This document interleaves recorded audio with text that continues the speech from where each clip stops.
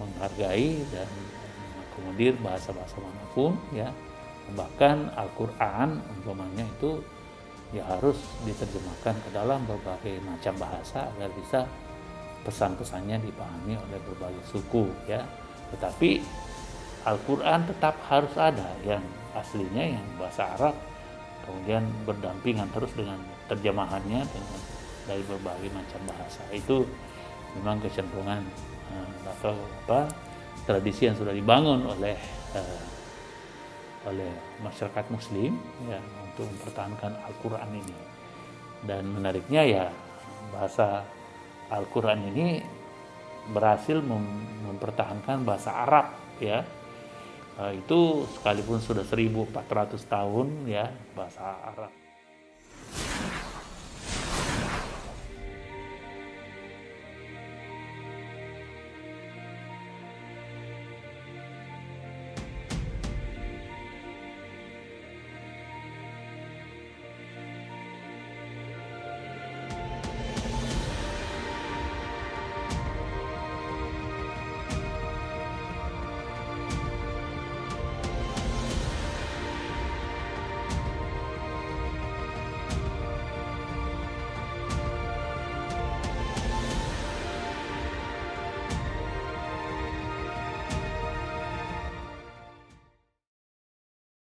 Assalamualaikum warahmatullahi wabarakatuh.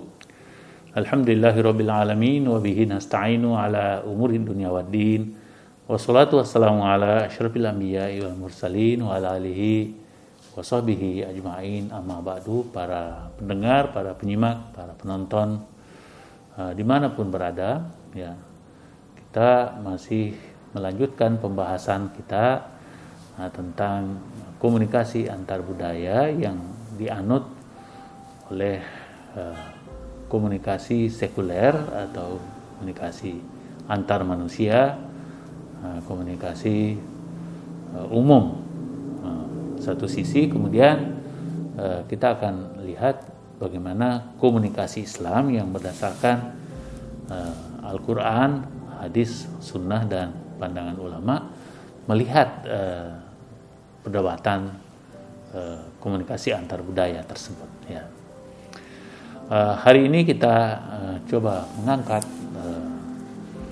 dua konsep yang berlawanan, yaitu konsep yang meyakini cultural competence ya atau cultural inheritance, yaitu kemampuan kultural yang diwarisi dari masa lalu yang juga biasa berkaitan dengan language competence ya, artinya kemampuan berbahasa lokal tradisional melanjutkan tradisi yang sudah ada di dalam masyarakatnya, ketimbang dengan itu cultural competence ataukah language competence. Jadi bahasa yang satunya sebelah kanan ini mengadopsi bahasa-bahasa pengantar atau bahasa internasional yang digunakan ya. Oke, bahasa atau budaya yang diwarisi dari masa lalu itu di kelompok yang meyakini akan manfaat atau pentingnya bahasa ini ya tetap berusaha keras agar bisa mewariskan bahasa itu, bisa melanjutkan kepada generasi-generasi berikutnya, sehingga itu di rumah mereka diajarkan bahasa lokal, bahasa ibu ya. Kemudian juga di sekolah itu diajarkan bahasa-bahasa itu, dan tentu ikut juga budaya-budaya yang sudah mapan dalam masyarakat itu ya. Dan dalam acara-acara resmi, acara keluarga itu tentu bahasa ini yang menjadi penekanan. Bahkan dalam dunia teknologi pun sekarang ini ya ada namanya WhatsApp, ada namanya dulu BBM, dulu sebelumnya juga ada SMS. Itu bisa menggunakan bahasa lokal itu karena menyadari pentingnya bahasa ini, yang juga tentu mengantar budaya, karena budaya juga itu dikembangkan melalui bahasa ya. Nah, ini yang sering menjadi perjuangan mereka, dan pejuang mereka itu sangat sedih apabila bahasa-bahasa lokal ini terancam, apalagi bisa suatu saat punah ya dari pemakaian keseharian ya. Oke, kemudian yang model yang satunya justru ingin mengadopsi bahasa-bahasa lain yang kira-kira lebih hidup, lebih berkaitan dengan ekonomi, berkaitan dengan politik, berkaitan dengan budaya baru ya. Mereka tidak keberatan untuk menganut ya, itu mengadopsi bahasa-bahasa yang menurut mereka itu lebih hidup ya, lebih menjanjikan ya. Nah, ini terjadi di berbagai macam negara, dan juga tentu di Indonesia ini sangat terlihat ya, kecenderungan ini ya. Maksudnya kecenderungan yang kiri tadi dan kecenderungan yang kanan, kecenderungan yang ingin mempertahankan budaya lokal dan juga bahasa lokal mereka, kemudian kecenderungan yang kanan yang ingin memperkenalkan bahasa yang lebih luas konteksnya, umpamanya bahasa Indonesia, bahkan pada gilirannya juga belajar bahasa Arab atau bahasa Inggris atau bahasa-bahasa internasional lainnya ini. Nah, untuk konteks Indonesia ya, bahasa-bahasa lokal ini itu juga dipelajari di sekolah dasar, ada dalam kurikulum sekolah dasar, agar anak-anak yang berasal dari etnis tertentu itu akan menggunakan bahasa etnisnya atau bahasa sukunya ya. Umpamanya orang Jawa ya belajar Wonocoroko ya. Nah, begitu juga Sunda belajar bahasa Sunda. Orang Minang belajar dengan bahasa Minang. Orang Aceh belajar bahasa Aceh. Orang Palembang belajar bahasa Palembang ya, dan seterusnya. Kalimantan ya bahasa Banjar, ya bahasa Dayak ya. Itu tetap dipertahankan, dan juga bahasa-bahasa di Indonesia Timur seperti bahasa Bugis, bahasa Makassar, bahasa Gorontalo, bahasa Bima ya, bahasa Ternate, bahasa Tidore ya, ini banyak sekali bahasa-bahasa lokal ini yang menurut para pendukungnya, pejuangnya menyayangkan kalau bahasa-bahasa ini akan lagi tidak ada penggunanya, tidak ada pemakainya, tidak ada penuturnya lagi, sehingga lama-lama bisa sirna. Nah, padahal ya bahasa lokal ini mempunyai makna filosofis yang luar biasa ya, filsafat, tradisi, budaya lokal bisa dihantar dengan bahasa lokalnya masing-masing ya, karena memaknai sebuah tradisi, sebuah budaya itu kan tidak mudah ya, apalagi filsafat tradisional yang maknanya itu sangat dalam ya, itu tidak mudah untuk menerjemahkan ke dalam bahasa nasional umpamanya, apalagi ke dalam bahasa Inggris ya. Nah, ini sudah mulai sirna karena memang ya bahasa menunjukkan bangsa, bahasa menunjukkan budaya ya. Sementara yang sebelah kanan ingin mengadopsi nilai-nilai kultur, budaya, dan juga bahasa yang lain kalau dianggap itu menjanjikan ya, dianggap bisa memberi penghidupan ya, sehingga anak-anak kita ya itu mau umpamanya lebih mengutamakan bahasa Indonesia, kemudian bahasa internasional, bahasa Inggris, sehingga sekarang ada kecenderungan lebih bagus bahasa Indonesianya daripada bahasa lokalnya, bahasa ibunya. Apalagi kalau bapak dan ibu itu sudah berbeda suku, sehingga ya mau tidak mau mereka berbahasa Indonesia. Kemudian kepada anak-anaknya ya tentu sudah tidak bisa lagi mewariskan tadi bahasa ibunya masing-masing ya. Kalau di Amerika kita perhatikan, di Kanada ya kecenderungan ini ada ya, orang-orang Asia, orang-orang Italia, orang-orang Arab, Cina itu di rumah mereka ada yang konsisten untuk mengajarkan kepada anak-anaknya bahasa lokalnya. Nah, kalau itu masih sama-sama dari budaya yang sama. Tapi kalau sudah kawin campur ya itu memang menjadi berat sekali mempertahankan bahasa-bahasa itu ya.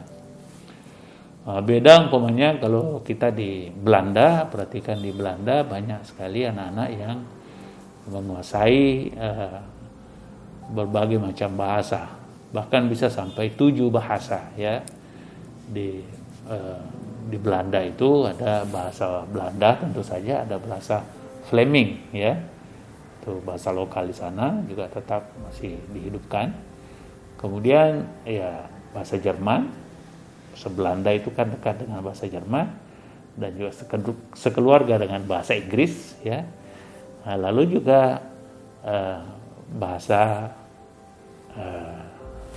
Perancis ya, mereka bisa bahasa Perancis, dan juga tentu bahasa Italia ya, dan bahasa Italia dengan Perancis kan tidak terlalu berjauhan juga ya. Begitu juga bahasa Spanyol ya. Tapi juga orang-orang Belanda belajar bahasa Latin ya, karena mereka sadar bahwa bahasa Latin itu bahasa ilmu pengetahuan awal ya. Sehingga sekalipun itu istilahnya bahasa ilmiah, bahasa mati, tapi sebetulnya dihidupkan dengan cara mempelajari bahasa Latin itu. Jadi kalau kita di Belanda ya masih banyak orang yang mengetahui, menguasai 6-7 bahasa ini dengan baik. Nah, inilah yang dianggap tadi model yang kedua itu. Lalu bagaimana menurut Al-Quran ya? Ya kita dalam Al-Quran kita ketahui umpamanya ada itu al-lisan, umpamanya lisan. Lisan artinya bahasa yang ya tentu terpulang kepada masyarakatnya sendiri, tapi intinya adalah bahasa itu harus memang menjadi pengantar untuk menyampaikan ide-ide, gagasan kepada orang lain ya. Kuncinya adalah ta'arafu ya, saling menghargai satu sama lain ya. Kalau ingin mengembangkan bahasa sendiri itu ya, dalam Islam itu tidak ada masalah ya, karena semuanya sebetulnya bahasa itu adalah bahasa Islam juga. Apapun bahasanya itu masuk kategori bahasa Islam. Jadi tetap menghargai dan mengakomodir bahasa-bahasa manapun ya. Bahkan Al-Quran umpamanya itu ya harus diterjemahkan ke dalam berbagai macam bahasa agar bisa pesan-pesannya dipahami oleh berbagai suku ya.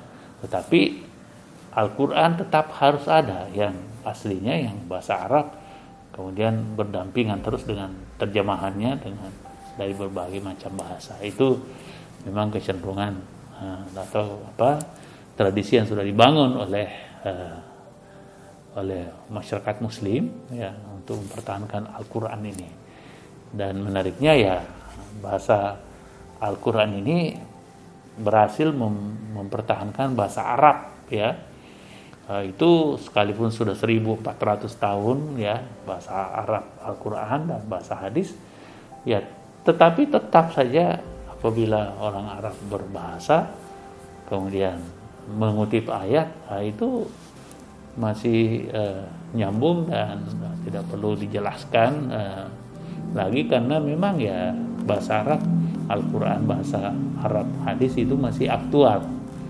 Jadi memang bahasa Al-Quran, bahasa hadis justru juga menghidupkan bahasa Arab itu sendiri, ya, sehingga tetap eksis, ya, tetap menyatu bahasa Arab yang dipakai dalam Al-Quran dengan bahasa Arab keseharian, ya, tentu dengan dialek-dialek yang bermacam-macam. Tapi kalau bahasa fushah, nah itu masih sama dengan bahasa Al-Quran. Jadi kalau orang mengutip berbahasa Arab kemudian mengutip Al-Quran, ya itu pemahamannya bisa langsung, ya, karena memang bahasanya juga ya masih bahasa Arab fushah itu, ya. Padahal ini sudah 1400 tahun lebih, ya. Nah, beda dengan bahasa-bahasa lain, ya. Kalau kita lihat, tidak usah 1000 tahun, ya, 500 tahun, 300 tahun, 100 tahun yang lalu itu sudah berbeda. Bahasa Indonesia saja umpamanya, kalau kita membaca umpamanya hikayat Siti Nurbaya, tenggelamnya kapal Fardawi di bawah lindungan Ka'bah, itu salah asuhan, itu sudah istilahnya itu bahasa Indonesia lama, ya. Itu sudah agak susah anak-anak sekarang untuk memahami. Kita saja berkomunikasi dengan orang Melayu Malaysia itu ya kadang-kadang masih kesulitan, sehingga film-film kartun, ya, itu kadang-kadang berbahasa Melayu malah diterjemahkan lagi ke dalam bahasa Indonesia, padahal seharusnya kan tidak perlu, karena itu sudah sama-sama rumpunnya.